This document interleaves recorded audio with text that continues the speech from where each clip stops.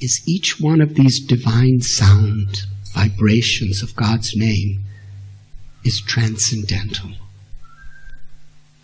It's God, by His own inconceivable grace, appears within the sound vibration of the name.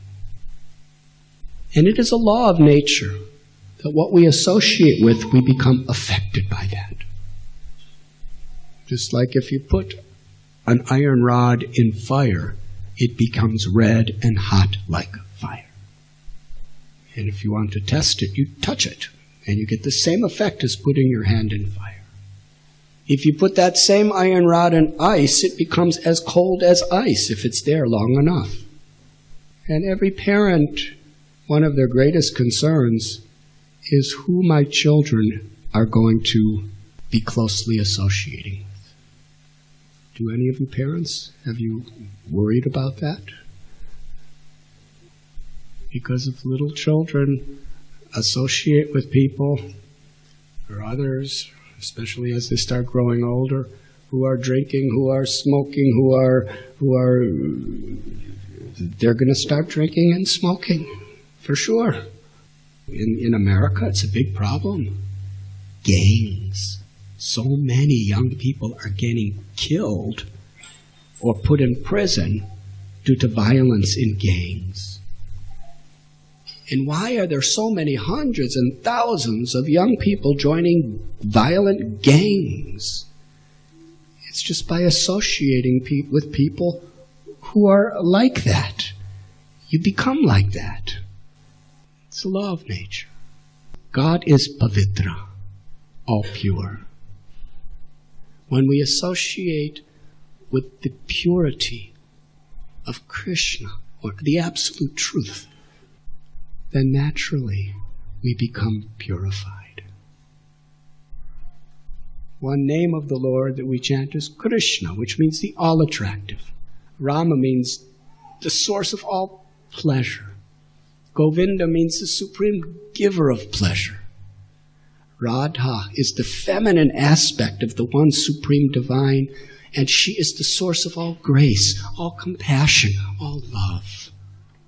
So when we become absorbed in the sound of that name, that sound vibration pierces through our ego and actually awakens the natural love of the soul.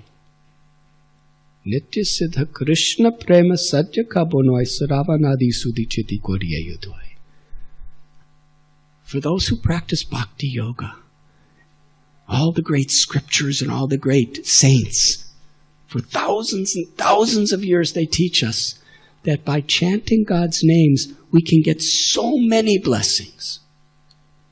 Depending on which names we chant and what our aspiration is when we chant. We can get health. We could get money.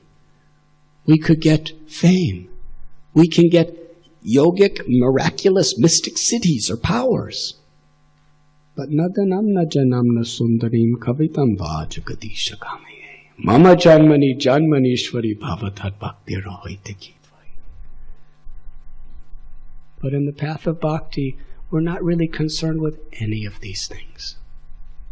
Because the real goal that we can realize through kirtan is the awakening of the natural prema or love that is within our heart.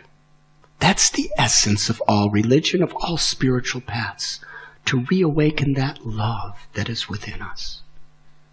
And when you water the root of the tree, naturally the water goes to every part of the tree. When the love for God is awakened within our heart, then naturally that love extends to every living being. Vidyavanaya sampane brahmani gavihastini suni chaiva sopakecha pandita samadarshana. And the Gita tells what is the qualities of one who's actually tasted the sweetness of the holy name and become realized. They see everyone with equal vision. Because when we realize our own eternal nature, we can actually see that in everyone.